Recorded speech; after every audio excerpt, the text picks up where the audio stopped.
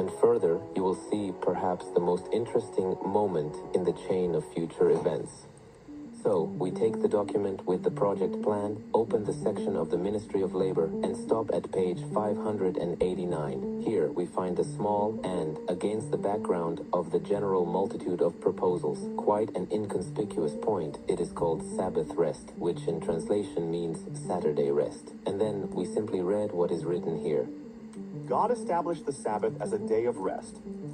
And until recently, the Judeo-Christian tradition sought to honor this command through the moral and legal regulation of work on this day.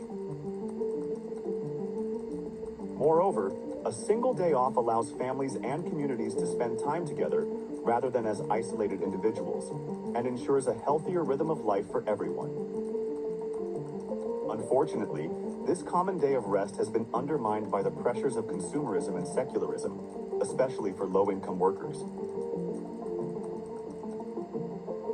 Congress should encourage leisure time by amending the U.S. Federal Fair Labor Standards Act, or FLSA, to require payment of 1.5 times for hours worked on Saturday. This day will be considered Sunday by default, except for employers who sincerely observe the Sabbath at another time. In such a case, the obligation would be carried forward to this period. Where does such religiosity come from in a political document, you ask? Well, it looks strange. I absolutely agree with you here. But if you keep in mind the fact that the Heritage Foundation, like Donald Trump himself, wants to see not just a conservative society, but a Christian nation, then obviously all the puzzles fall into place. The document states that God established Saturday as a day of rest, and this is completely consistent with the text of the Holy Book of the Bible. We have made a separate video about Saturday, which, believe me, will completely change your perception of this issue. But the document goes on to say that, by default, Sunday will be considered Saturday. And here we are no longer dealing with the Bible, but with completely different sources, which we will talk about a little later. So, the right wants a 1.5 times increase in the hourly rate for working on the day they call Saturday. Thus, they strive to create conditions under which employers will gladly provide a day off to their subordinates, optimizing their costs. People will be given a stable day off. So what's wrong with that, some will say? But don't rush to conclusions about how exactly you'll spend this day off.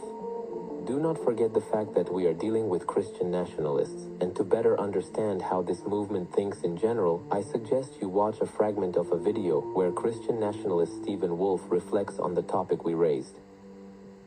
And so that would be the earthly end, vocations and all that.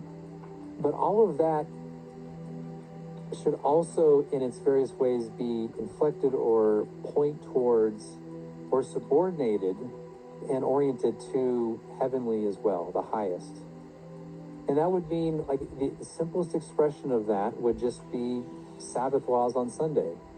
Because what do? You're subordinating that day of worship.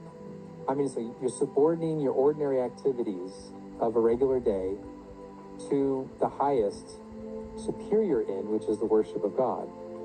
And so in that sense, you're declaring that my earthly life, six through 7 days, that's what I mainly focus on in terms of the substance of my actions, and subordinate everything else I do on the 6 other days for the most part. Yeah. A nation seeking earthly and heavenly good, but in the proper hierarchy of the earthly subordinating to the highest. Have you already felt that you are being offered more than just a day off? You are being offered the worship of God, whether you believe in Him or not, and you are being offered Sunday, even if the document contains some reservations for those who observe the real biblical Sabbath.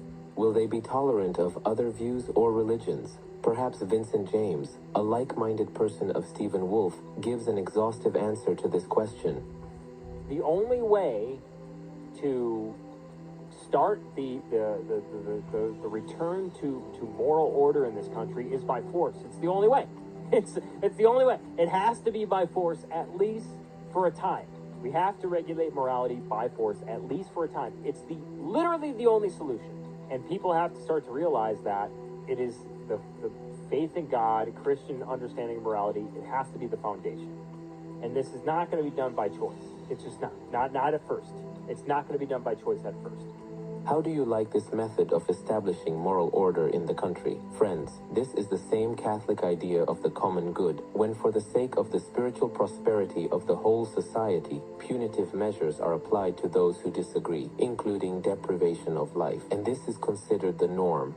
Therefore, the Saturday rest of the nation is not an ordinary day off when you can visit a museum, theater, go to the cinema, or just sit in a cafe with friends having casual conversations. No, you will be given such conditions that the only place you can go on this day off will be the church. And you will be forced to either go to church or stay home with your family, since all other establishments will be closed on this day. No alternative. And here, I want to pause for a moment and reflect on what Sunday is like when you think of it as a day of worship. And since the worship of God on Sunday did not come to us from the Holy Scriptures, only Catholics can explain its nature. Let's hear what they have to say about this. From this same Catholic Church you received your Sunday. And this Sunday, as the Lord's Day, she passed on as a tradition. And the whole Protestant world accepted it, Sunday, as a tradition. For you have not one iota of Scripture to support it. Therefore, what you have accepted as your rule of faith, however imperfect it may be, and also your worship of God on Sunday, you have accepted on the authority of the Roman Catholic Church. Sunday is the sign of our authority. The Church is above the Bible. And the transfer of the day of worship from Saturday to Sunday is proof of this fact. As you can see, Sunday is a sign of the Catholic Church's authority, which it established in place of the biblical Sabbath. It is not just a day off, but a day of worship. And here a logical question arises. If a person worships on Sunday, a day that was not established by God, then who is he worshiping in principle? The answer is obvious. He is worshiping someone who wants to replace our Creator and Lord, taking his place. This is essentially what the prophecy of the beast from the earth is about. And it was given unto him to put his breath into the image of the beast, that the image of the beast should both speak and act, that whosoever should not worship the image of the beast should be killed. And he causes all, small and great, rich and poor, free and slave, to receive a mark on their right hand or on their foreheads. And that no one shall buy or sell except he who has this mark, or the name of the beast, or the number of his name. As soon as the United States of America makes Sunday a sacred day of rest, the image of the beast will be formed in the country, and people will begin to accept his mark, that is, the sign of the authority of the papacy, which is the Sunday day. Thus, by declaring Sunday a national day of rest, the United States will become not a pan-Christian country, but a truly Catholic country, and a nation that has taken upon itself the mark of the beast. Friends, freedom of conscience is under threat, and the United States of America will only be the beginning, for the prophecy says that this movement will cover the entire earth and reach every inhabitant, wherever he may be.